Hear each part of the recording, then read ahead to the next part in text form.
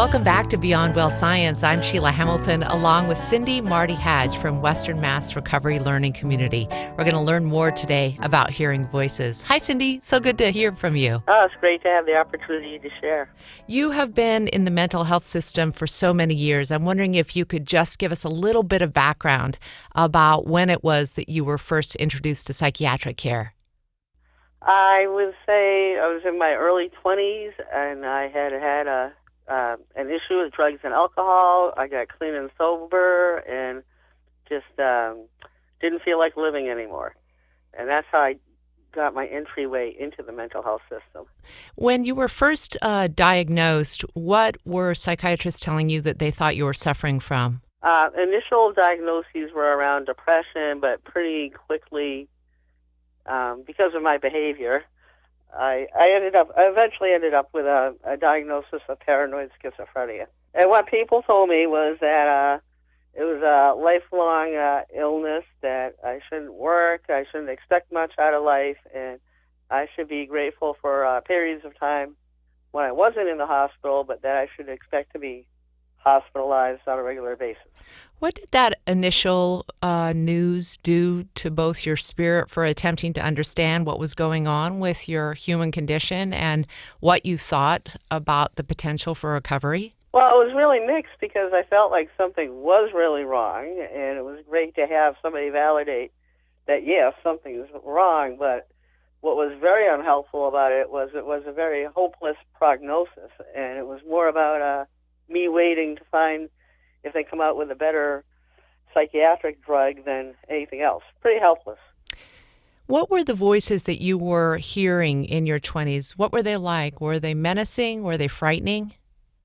Well, I had experiences hearing voices and seeing things as a young person, but in my 20s is when it got nasty or it got really tough.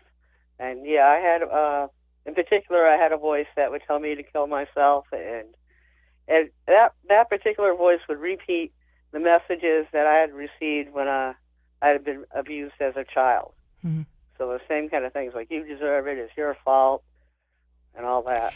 So do you think that in some ways the voices that you were most attuned to, because they were most frightening, were in some ways asking you to relate to the trauma that you suffered as a child? Oh, absolutely. They were holding those emotions, and eventually, and I didn't want to look at them. And, that's part of why I had turned to drugs and alcohol. I didn't want to feel, think, or remember what happened to me. And here I was, even if I tried to suppress it, it would come out, through voices and visions. So absolutely, it was, holding a lot of stuff that I needed to process. How was it that you were finally introduced to the hearing voices way of starting to relate to these voices inside your head?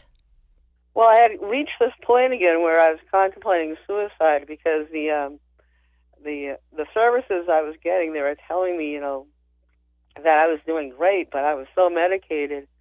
I was like, I'm Thorazine, and I had no life. And I'm like, if this is the best it's going to be, I'm not interested. Mm.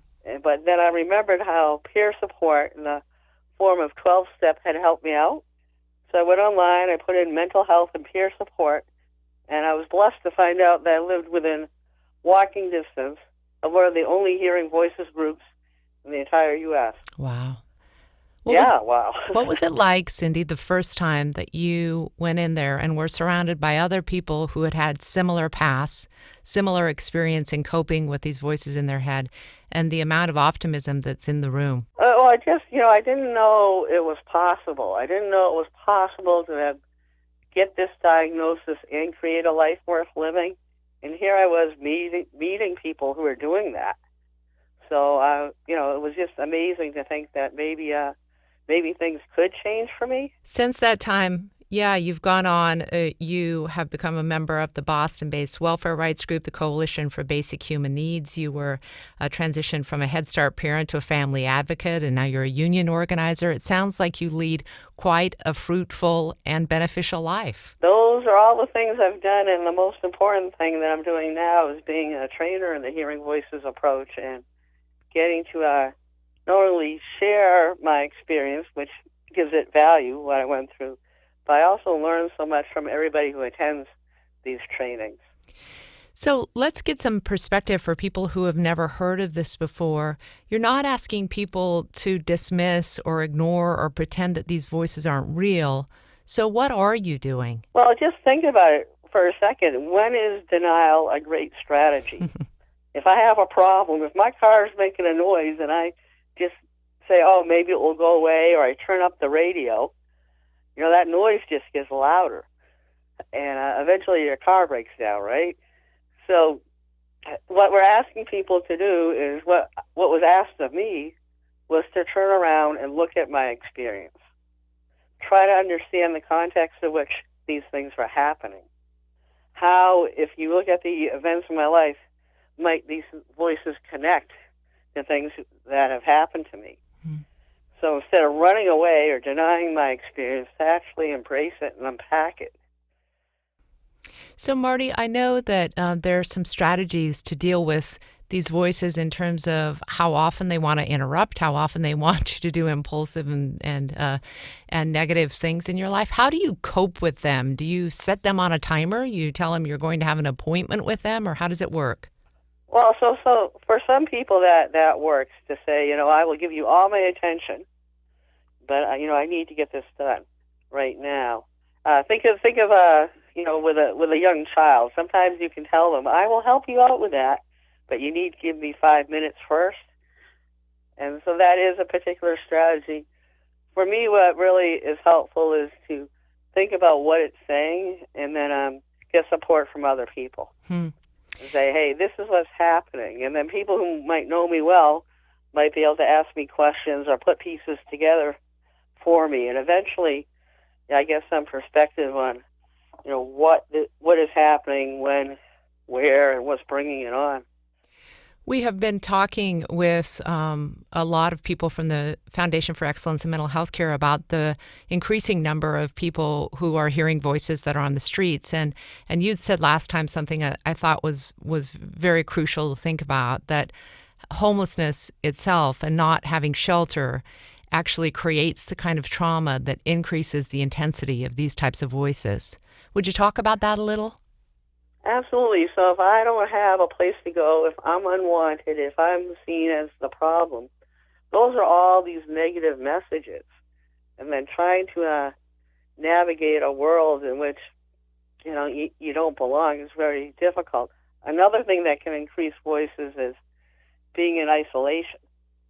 So if you took anybody, you put them in isolation long enough, they'll start hearing voices. I think that's another phenomena that happens to people who get treated like they're invisible. I'm so interested in the success of hearing voices, especially in Europe. What are the challenges of being able to implement this kind of support for people who are hearing voices in the United States? Well, when I initially I was in counseling, I went to a therapist and I said, I want to go to a group. And she said, no, don't go. They'll tell you not to take your meds, and they won't let you go to the hospital when you need to. So that was her fear. And then 5 years into the process, she's like, can you give me flyers about that group? But yeah, I think it's fear. People are afraid.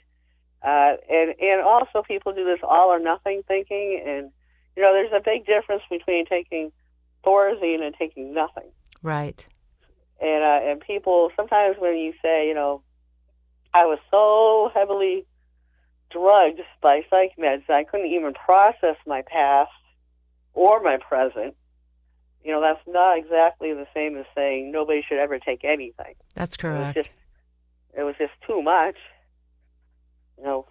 and not actually helpful in the long run. Yeah, I've heard it said that psych meds would be better used as a screwdriver rather than a sledgehammer. Right. I've really enjoyed talking with you, Cindy, and I think there might be someone listening today who maybe has a loved one who has said, I'm hearing voices, and I want you just to leave us by offering any kind of advice or perhaps hope, because there's not much hope at the beginning of this kind of journey. I think that to inspire that somebody has many of their answers within them if they are just given the opportunity and the interest and the curiosity to actually sit and unpack their stuff. And lots of people are defying the odds or the prognoses, and you don't have to be alone in this. Cindy, thanks again for being with us. Really appreciate your time. Cindy, again, is a trainer for the Hearing Voices Network and works as a peer facilitator for the Western Mass RLC. Great to talk with you, Cindy. Thank you.